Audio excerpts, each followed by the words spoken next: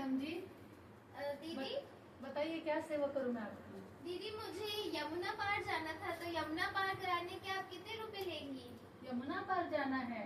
यमुना के तो 100 रुपए लगेंगे मैडम जी। 100 रुपए? आप लोगों ने तो यहाँ पे लूट मचा के रखी है। बस राधे राधे करते जाओ और आने वाले लोगों को लूटते जाओ। नहीं नहीं मैडम जी, आप गलत समझ रहे हैं। ये तो हमारे राधा रानी और श्री कृष्ण की नगरी है। यहाँ पर छल और कपट का कोई नामो निशान नहीं। देखिए ऐसा है, मैं तो हूँ पढ़ी लिखी, मैं आपकी बातों में नहीं आने वाली। मैं आपको यमुना पार जाने के 50 रुपए दूंगी। ठीक है मैडम जी, चलिए मैं आपको 50 रुपए में ही छोड़ देती हूँ। आइए। देखा, मुझे पता था।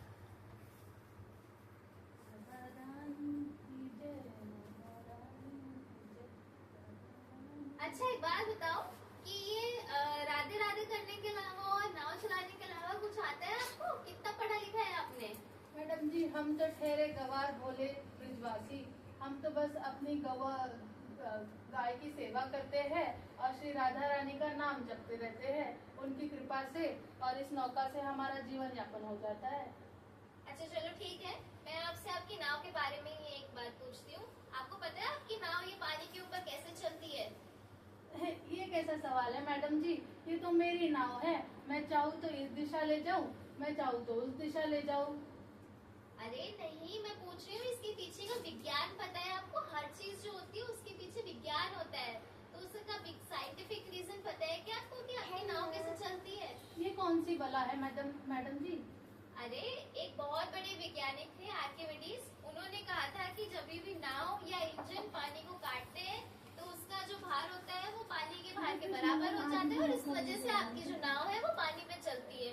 आपने तो सच में अपनी 25% जिंदगी यही वृंदावन नगरी में बर्बाद कर दी है। हमें ये सब नहीं पता मैडम जी। हमें तो बस इतना पता है कि हमारे राधा रानी की मर्जी के बिना यहाँ पर एक पत्ता भी नहीं हिल सकता है। अच्छा चलो एक और बात बताओ, आपको पता है कि बारिश कैसे होती है? ये बारिश, ये तो राधा रानी और श्री कृष्ण की लीला है। जब वो चाहेंगे बारिश ही बारिश होगी, और जब वो चाहे सूखा पड़ा रहेगा। अब मैं आपको भोला बोलूं या क्या बोलूं पता नहीं, लेकिन बारिश ऐसे होती है कि जब सूरज की किरणें जो है पानी में पड़ती हैं तो वो उसको गर्म करती है, वो भाप बन के ऊपर जाते हैं, फिर वो आपस में मिलके कंडेंस होकर बारिश होती है। सच में आपने तो अपनी जिंदगी का 50% यही बर्बाद कर दिया है। आपको तो अपने आप को बहुत सौभाग्यशाली मानना चाहिए कि मैं आपकी नाव में बैठी हूँ। आप आ जाओ, जितना ज्ञान चाहे मुझसे ले लो। हमें कोई ज्ञान नहीं चाहिए मैडम जी। हमें तो सिर्फ अपने कृष्णा और श्री राधा रानी का गुणगान गाने में ही आनंद आता है। राधे कृष्ण राधे कृष्ण। अच्छा चलो एक और बात बताओ, आपको ये 9 ग्रह के बारे में पता है क्या? हाँ, 9 ग्रह के बारे में तो मुझे पता है माता जी, बट हमें एक ही ग्रह चाहिए, और वो है हमारे श्री राधा रानी और श्री कृष्ण का अनुग्रह।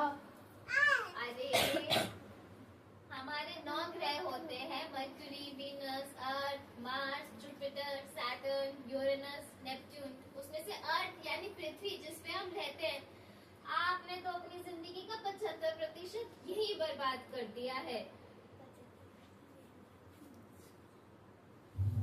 अरे ये एकदम से तूफान कैसा आ रहा है? ये क्या हो गया? आप भी क्या मजाक कर रहे हैं मैडम जी? आप मुझ गवार से ये सवाल पूछ रहे हैं? ये इसका जवाब तो आप ही को पता होगा, या फिर आपके विज्ञान को। लेकिन अरे अब हमें करना क्या है? करना क्या है?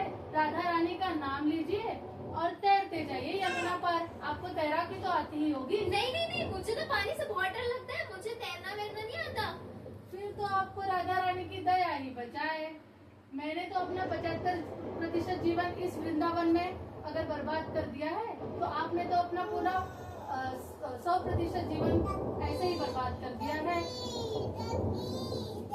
तो लेकिन अब हमें करेंगे क्या? लेकिन देखिए करना क्या है, मैं तो चला इस यमुना पार श्री राधा रानी का गुणगान गाते हुए।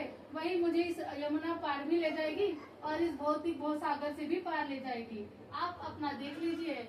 जय यमुना महारानी। अरे अरे ना